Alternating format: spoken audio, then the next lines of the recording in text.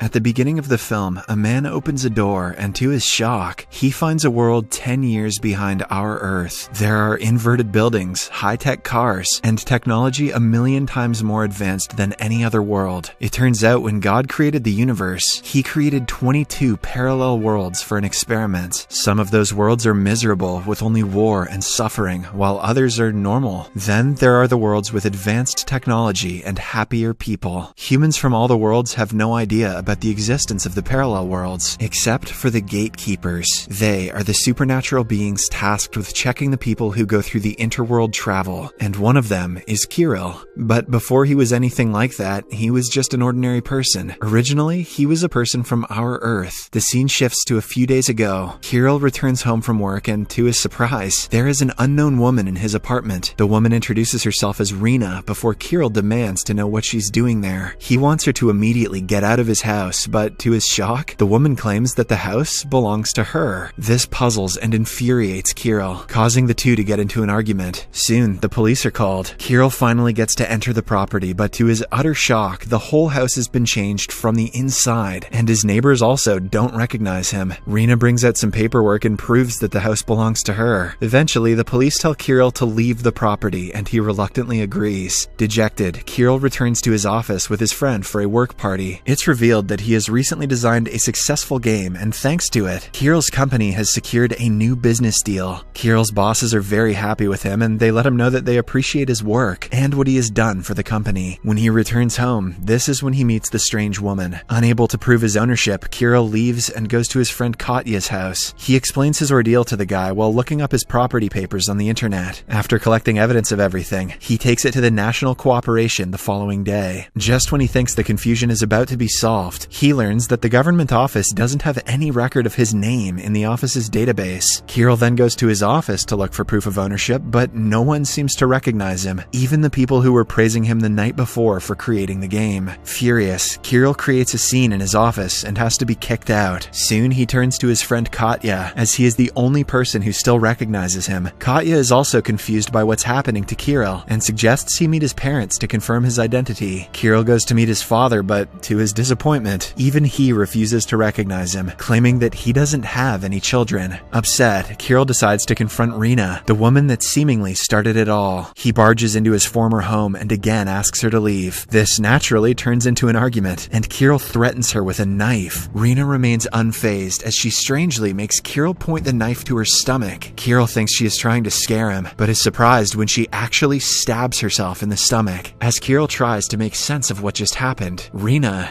dies. Soon, the police arrive and arrest Kirill on the charge of murdering Rena. The scene finally cuts back to the present. Strangely enough, instead of taking Kirill to the police station, the police let him walk away without filing any charges. He then receives a text message on his phone, instructing him to go to a nearby lighthouse. Because he is stranded in a street at night, he decides to follow the instructions. The lighthouse is in shambles, and Kirill spends the night inside of it. The following day, when he wakes up, he finds the lighthouse as good as new. He also discovers that the scenery outside the lighthouse has changed, as if he has somehow teleported to a new place overnight. Next, a courier appears from a door with a bunch of books, and from another door, Rena enters the place. Kirill is stunned as he is under the impression that Rena had died. The woman orders Kirill to receive the courier before telling him that he is in another world, a new world that is parallel to his. She reveals that the name of this world is the same as his video game. This is when we find out that when Kirill designed his game, he inadvertently created a gateway to another world. Rena then shows Kirill the whole world from a door, and it looks just like Kirill's world. She tells him that now that he has created the portal, he must live in his new world. Rena has made his existence easier by removing Kirill's identity from his world and making everyone forget him. She also reveals that there are thousands of other worlds that are parallel to one another. The gates to some have already been opened, while others are yet unopened. Rena and people she knows recruit humans with special powers who have the ability to open doors to other universes, and Kirill is one of them. Only a select few people are aware of the existence of the parallel worlds, and they travel to and fro between different worlds through a tower called the Traveler. Kirill asks her how she knows all this, and what her real identity is. To this, Rena replies that she is not a human, but a super entity, and Kirill has also become like her. Along with his superpowers, Kirill now has the power to manifest things he desires inside his tower. He has been made a customs officer and is supposed to examine people traveling from different worlds to the world that he manifested through the video game. She orders him to read the book the courier man delivered earlier to familiarize himself with his powers and duties. Kirill refuses to accept all of this and insists on returning back to his former world. Rena, who expected him to act this way, warns him that in his world, no one will ever recognize him again. Moreover, he is nothing more than a criminal and will be arrested for her murder if he returns. After Rena leaves, Kirill invites Katya to his tower and explains what happened to him. As Katya tries to make sense of everything, travelers begin to arrive. Kirill's former girlfriend also arrives with her date, Anton, who is revealed to be a super entity. Anna recognizes Katya, but she doesn't seem to recognize Kirill. A day before Kirill was forgotten in his world, he was surprising his girlfriend Anna outside her home while Katya was filming them. However, Anna was upset because Kirill hardly made time for her and was always busy working. Moreover, Kirill also forgot that Anna's birthday was the day before. Anna refused to give him another chance and ended their relationship. Back in the present, Kirill approves Anna and Anton's travel with a heavy heart, and the pair leave. Minutes later, Kirill decides to follow them with Katya to see where the couple goes. Unfortunately, the two come under attack by a doll-shaped robot trying to stop them. This gives Kirill an opportunity to use his superpower and easily defeats the robot. In the same building, Kirill comes across a dying woman named Rosa. She desperately pleads for water, and Kirill quickly fetches her some. After drinking the water, Rosa's wounds instantly heal and she recovers. She then reveals that in this world, water is a healer of any and all disease. Even if someone is dying and they drink water, they will instantly recover. Rosa also turns out to be a customs officer who came to this world when she was 27 years old and has since then stopped aging and has become immortal. After chatting with her for a while, Kirill returns to the tower and falls asleep. When he wakes up, he learns that another portal is opened overnight and he has entered a new and beautiful universe. Kirill decides to go out and explore the beach right outside his tower. Soon, Rena and the secret society members arrive to inspect this newly unlocked world. Rena gives Kirill a locket and tells him that from now on, he can only go out 15 kilometers from his tower. If he tries walking beyond that point, he could die. After Rena and the others leave, Kirill decides to go and meet his parents, who are 13 kilometers away from the tower. He knows the risks of walking that far, but takes it anyway. On the train to his parents' house, he drifts away from the tower, and as a result, Kirill's body becomes weaker. As he desperately becomes thirsty, a man offers him water, which recovers him in an instant. After reaching his parents' home, Kirill pretends to be his father's student and has dinner with them. Later, he returns to his tower, and there, Anna and Anton show up again. It turns out Anna learned about the newly unlocked world, which has a beautiful beach that she wanted to visit. As Anna checks out the beach, Kirill exploits his position as a customs officer to find out that Anton is not dating Anna, and he is just a man hired by the secret society to keep an eye on her. Kirill is finally relieved, and he again tries to woo Anna. It's revealed that Kirill managed to open the door to the latest world because he was thinking of Anna, who loved beaches. The two spend some time together, which leads Kirill to take Anna to a party thrown by Rena. This leads to Rena's displeasure, as she too has a crush on Kirill. At the party, Rosa entertains Alex while Kirill meets a man named Felix, who happens to be a former customs officer of this world. Felix reveals that he got expelled from his job because he opened the gates to many new worlds without the approval of the secret society. Felix also reveals that there's a world called Utopia, which rules over all the other worlds. It's the only world where people of other worlds cannot travel to. Meanwhile, seeing Kirill busy with others, Anna gets upset and quietly leaves the party. However, she gets kidnapped by Rena's henchman and is dropped off to another world to ensure she never meets Kirill again. Kirill, on the other hand, starts looking for Anna at the party, and after failing to locate her, he returns to the tower. There, a member of the committee surprises him and secretly assigns him to a task to open a door to Utopia, where no one is allowed to go. She claims that Utopia is the real world, and all other worlds are merely copies of it. In Utopia, there's no hatred, intolerance, or disease. There, people live happily and in peace. The committee member wants Kirill to find out the secret of the real world's success so that other worlds can learn from them. Kirill accepts the mission, but he is still concerned about Anna. The next day, he looks up Anna's house on the map, and it's 15 kilometers away from the tower. He knows going that far from the tower will kill him, but he doesn't care as long as he gets to meet his love. Expectedly, his condition deteriorates as he approaches her home, but to keep himself from dying, he eats the snow. He eventually makes it to her home, but is disappointed when he doesn't find her there. At last, he returns to the tower, where he notices that entry to another world world has opened. This one seems like a dystopian gulag with impoverished civilians. There, everyone works for a factory that is owned by a woman who is revealed to be the world's custom officer. When she learns that Kirill is a customs officer from another world, she asks him to deliver a speech to motivate her workers. Kirill agrees, and in the crowd, he notices Anna, who appears to be weak. It turns out that Rena's henchmen abandoned Anna in this world. Knowing that the customs officer would never let Anna walk away, Kirill cleverly crowds her with her own workers and proceeds to run away with Anna. They are chased, but eventually manage to get back to the lighthouse. A while later, Katya arrives at the lighthouse, and it's revealed that he is also a secret society member. This is also the reason he didn't lose his memory when everyone else in Kirill's world forgot him. Upset with Kirill for bringing Anna back from another world, Katya reduces Kirill's walking limit to a mere 50 meters from the tower. After Katya leaves, Anna's health deteriorates, so he takes her to her dream world. Anna begins to recover, but past 50 meters, Kirill's health rapidly deteriorates. As he almost passes away, Anna pulls off the locket from Kirill's neck that Rena had given him when he first arrived. The two then return to the tower, and the next day, the door to another world opens. This time, it's the utopian world that is beautiful, technologically advanced, and has no flaws. Kirill meets the world's customs officer who tells him that this world is the original one and is 10 years behind the other worlds. Those worlds were created so that the people from this world could predict what could happen in the future and prevent anything bad from happening. The utopian world actively learns from the mistakes of the other worlds. If war breaks out in one, this world avoids all things that caused the war. The same thing happens if a disease breaks out, or an apocalypse occurs in the other worlds. Similarly, if a new invention is made in the parallel world, this world instantly copies that technology. So they still have Twitter.